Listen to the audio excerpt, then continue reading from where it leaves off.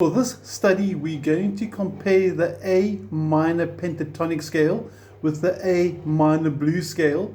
We're going to see what the similarities and differences are, and we're going to share some concepts on how you can go about practicing them. But first of all, let's make sure we know the shapes. We said A minor pentatonic and A minor blues. We'll start with the pentatonic. Fifth fret is A, so that note is A. We're going to go through, I'm going to call out the fret numbers as we play from the sixth string to the first string. 5, 8, 5, 7, 5, 7, 5, 7 again, 5, 8, 5, 8.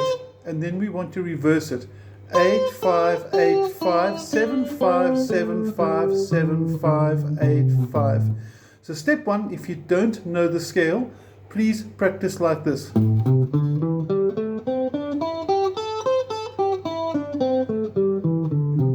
Up and down smoothly, and you'll notice that my picking hand, which is moving now in the corner of the frame, was using alternating strokes. So I wasn't playing down strokes only, I was going down, up, down, up, down, up, down, up the whole way through.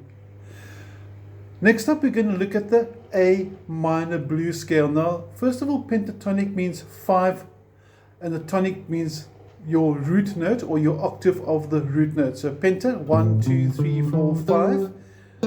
That is A, that's A, that's your tonic. Penta means 5, 1, 2, 3, 4, 5, and you're onto your tonic. That's how it got its name. Now with the minor blues scale, it adds an extra note. It adds what we refer to the flattened fifth. So our new scale is going to sound like this.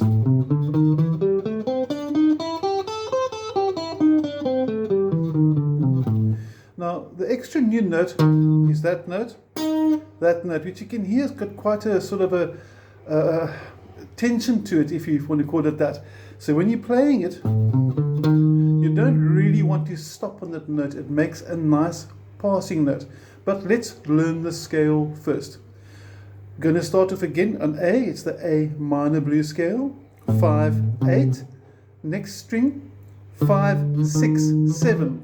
Now that 5, 6, 7 we refer to as chromatic. Chromatic means we're going up one fret and then one fret again. So when you got more than one semitone or one fret in succession, we refer to that as chromatic. We're now on to the next string, 5, 7. Third string now, 5, 7, 8. That being the octave of the flattened fifth over there. So that's 5, 7, 8, and then we finish off the same 5, 8, 5, 8. So play through with me slowly. 1, 2, 3, 4.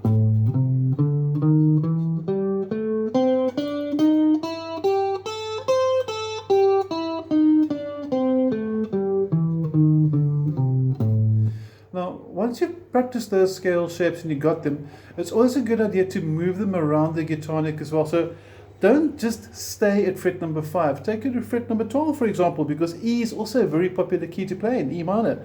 So you take your pentatonic up here, for example.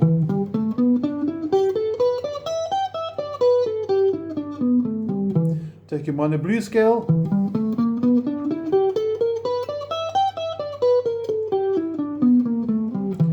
And part of the lesson that I'm hoping you're learning over here is that my scales shape, the succession of the finger sequence didn't change.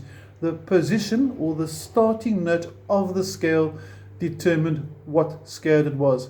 If I played it from fret 8, I'd have the C minor blues scale, for example, like this.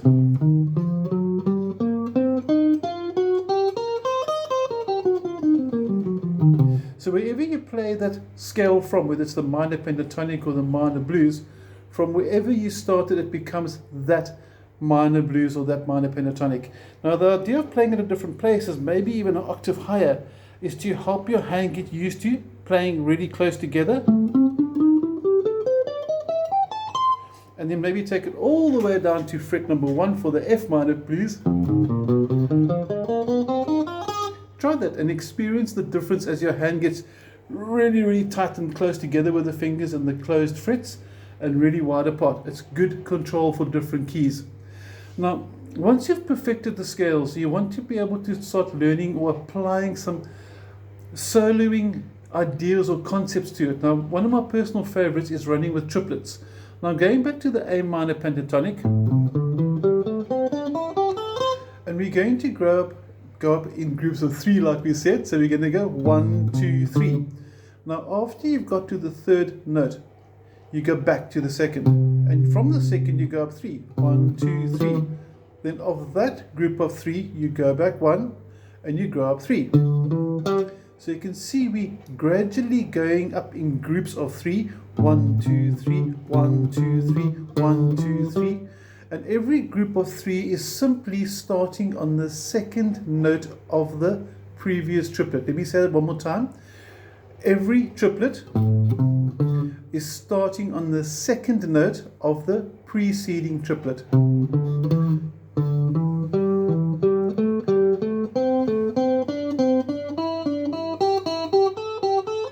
It's a really good way to get your pinky under control. Notice my fingers are numbered. For this exercise, make sure you use the same fingers. Going backwards.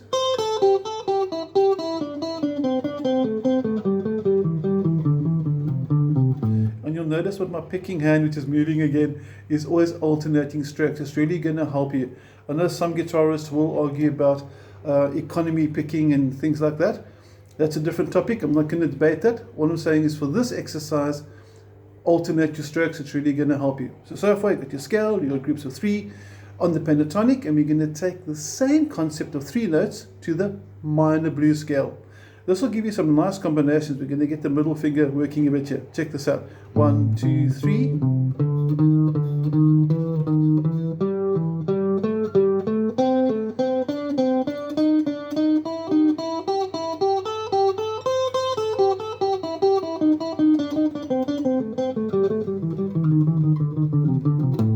Obviously you can increase speed and decrease speed as you get smoother with it.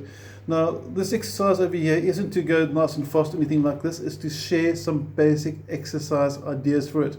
So your goal here, make sure you know the minor pentatonic, make sure you know the minor blues scale, the major blues scale we're going to do in a different video, and then get those 2 exercises working within them. They're really going to help.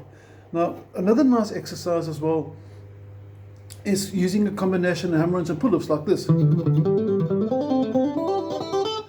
And that one, I have a PDF file for it as well. So if you would like a copy of the PDF file, please WhatsApp me. You should have my details, or message me in my inbox, and I'll be happy to send you the PDF file for this exercise I'm about to play now. It's on the A minor pentatonic. We're starting at fret number 7, and you're pulling off. And if you look at my fretting hand, you can see I didn't pluck the second note. I plucked the third note. Then the next triplet starts on the 5, hammer on, you can see I didn't pick there, down to the 7 on the 4th string. So slow motion, sorry, the 5th on the 4th string. So slow motion, 1, 2, 3, 1, 2, 3. Then you start the next group, 1, 2, 3, 1, 2, 3. So there is a pattern inside it, and that's what I want us to try and recognize, is the patterns inside the exercises. Because if you can recognize the patterns, it makes learning them easier, and it gets all your fingers working a lot smarter. That's what we're looking for. So one more time on the pattern. Pick, pull off, upper string. Pick, hammer on, down a string. Pick, pull off, upper string. Pick, hammer on, down a string. And then you want to get that 1, 2, 3, 1, 2, 3, that rhythm, that 1, 2, 3, 1, 2, 3, 1, 2, 3, 1, 2, 3. And here we go. 1, 2, 3, 1, 2, 3, 1, 2, 3, 1, 2, 3, 1, 2, 3, 1, 2, 3, 1, 2, 3, 1, 2, 3. And again, don't just keep your scale exercises from fret 5. If you've got a lot of time on your hands, maybe go up every second fret, maybe even every fret, for example. Now what I mean by that, if you do every second fret, you do something like this.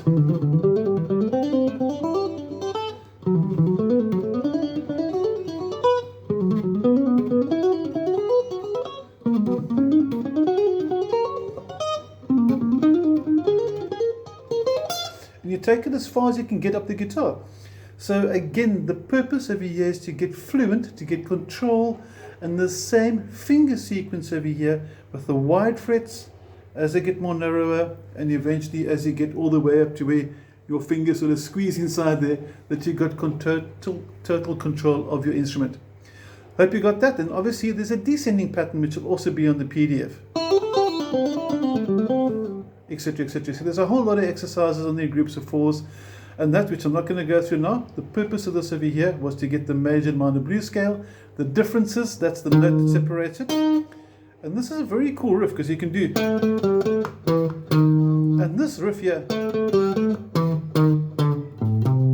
I'm hoping you recognize, comes from Sunshine of Your Love by Cream, Eric Clapton. He just plays it a lot higher. And inside that, there's the minor blues note.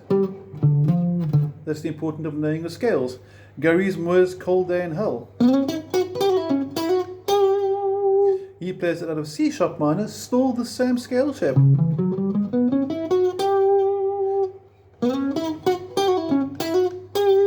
So it's very useful to know the scales, because then you can understand where did the artist get his melody from. What scale was he maybe practicing or jamming when he thought, hey, that sounds cool, let me write a solo around it, or let me write a melody around it. So knowing your scales, knowing your exercises, knowing the difference that separates them, the theory is important.